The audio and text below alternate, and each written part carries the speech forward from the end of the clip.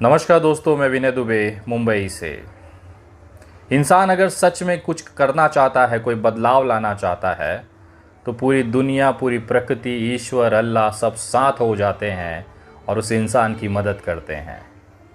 बड़े हताश मन से कल मैं जब जे अस्पताल गया, क्योंकि ये मामला किशनगंज का है।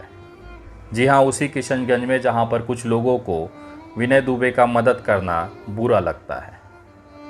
मुझे लगा कि शायद इस मामले में भी विनय दुबे को बदनाम किया जाएगा, लेकिन जब आप एक अच्छी नीयत से काम करते हैं तो पूरी दुनिया, ऊपर वाला आपकी पूरी मदद करता है। और आज वही हुआ। कल जिस तरह से मैंने 26 साल के नाहिद आलम की बात रखी, आईसीयू में एक एक पल, एक एक सांसें वो अपनी ज़िंदगी के लिए लड़ रहा है, यह आपसे रूबरू कराया। आप तमाम लोगों ने उनके लिए दुआएं की, आर्थिक मदद भेजा, और नतीजा ये हुआ कि हम लोग आधे से ज़्यादा यात्रा पूरा कर चुके हैं। आज मेडिकल रिपोर्ट में नाहिद आलम की जो स्वास्थ्य है वो थोड़ा बेहतर हुआ है। उसके पीछे पता है सबसे ज़्यादा कारण क्या है? आप लोगों की दुआएं। जिस भी व्यक्ति ने नाहिद आलम की कहानी सुनी, हाथ उठाकर ऊपर वाले से उसके लिए रहम की भीख मांगी, और उसी का नतीजा रहा कि आज की जो मेडिकल रिपोर्ट है उसमें नाहिद को राहत महसूस होती दिख रही है। जब उसके भाई से बात हुई तो उसने बताया कि आज मेरा भाई बहुत दिनों बाद आंखें खोलकर मुझसे बात किया, बैठने की कोशिश किया, लेकिन शरीर जो था वो साथ नहीं दे रहा था। लेकिन ये जो बदलाव है ये बहुत दिनों बाद अपने भाई के अंदर देखने के लिए मिला। मैं उन तमाम लोगों को धन्यवाद करता हूँ कि आप लोगों ने जिस तरह से दिल से दुआ की, और यही कारण है कि नाहिद आलम बेहतर होता जा रहा है।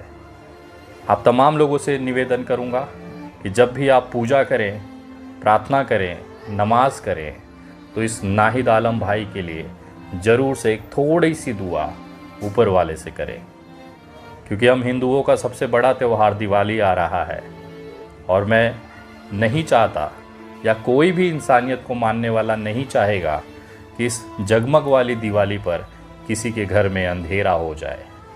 तो ये हम सबकी जिम्मेदारी है कि नाहिद आलम को सकुशल हम लोग इलाज कराकर इनके घर, उनके परिवार के पास भेज दें। क्योंकि एक 25 साल की युवती जो कि नाहिद आलम की पत्नी है, जिसका 1 साल पहले ही शादी हुआ है, वो अपने घर में अपने पति का इंतज़ार कर रही है। आप तमाम लोगों ने जिस तरह से एक बहुत ही प्रचंड प्रतिसाद दिया इतने कम समय में, मैं दिल से आपका ऋणी हो गया।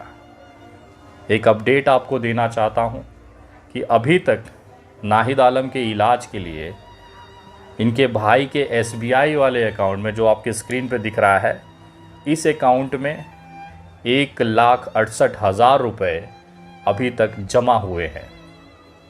मैंने जो UPI अकाउंट आपको दिया था उसमें करीब 50,000 रुपये अभी तक जमा हुए हैं, यानी कि 2,10,000 रुपये के आसपास हमारे पास इस समय जमा हो चुका है।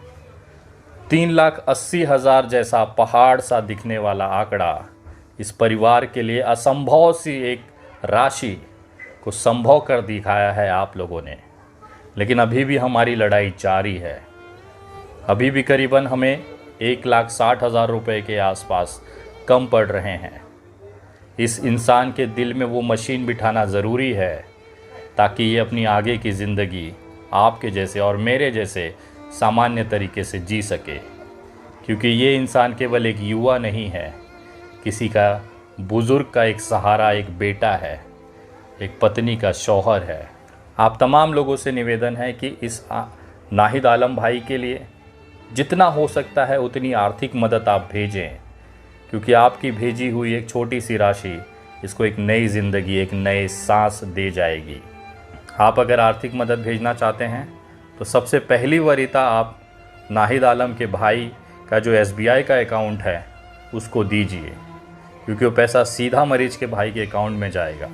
अगर उस अकाउंट में आप नहीं भेज पा रहे हैं तब आप मेरे गूगल पे, पेटीएम और यूपीआई नंबर 9867225779 इस नंबर पर भेज सकते हैं। लेकिन पहली प्राथमिकता, पहली बार आप कोशिश कर रहे हैं तो एसबीआई के अकाउंट में ही करें। मैं अब तमाम लोगों से कहना चाहूँगा कि आज सुबह से कुछ दिक्कतें आप लोगों को महसूस हुई होंगी। अगर आप पैसे ट्रांसफ़र कर रहे हैं तो आपको दिखाया गया होगा कि सस्पेक्टिव अकाउंट है, तो उसे कृपया आप अनदेखा करें।